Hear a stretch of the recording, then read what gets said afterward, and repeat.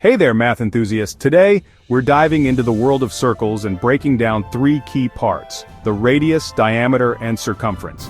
Understanding these can make your math journey a whole lot easier. So, let's get started. First up, the radius. The radius is the distance from the center of the circle to any point on its edge. Imagine drawing a straight line from the center to the edge. That's your radius. And here's a simple formula for you. Radius equals diameter divided by 2. Easy, right? Next, let's talk about the diameter. The diameter is the full length across the circle, passing right through the center. Think of it as the longest line you can draw within the circle. The formula for the diameter is just as simple: diameter equals radius times 2. Alright, now onto the circumference. The circumference is the distance around the circle. Imagine taking a walk around the edge of the circle. That's your circumference. There are two main formulas to remember here.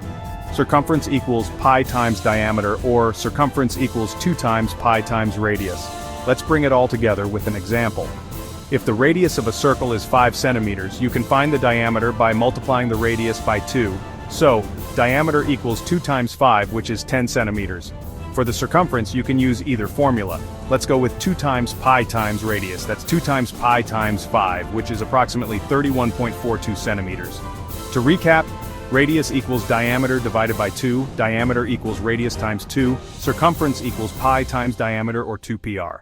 Now you're ready to master any circle. If you found this helpful, don't forget to subscribe for more quick math tips. Thanks for watching.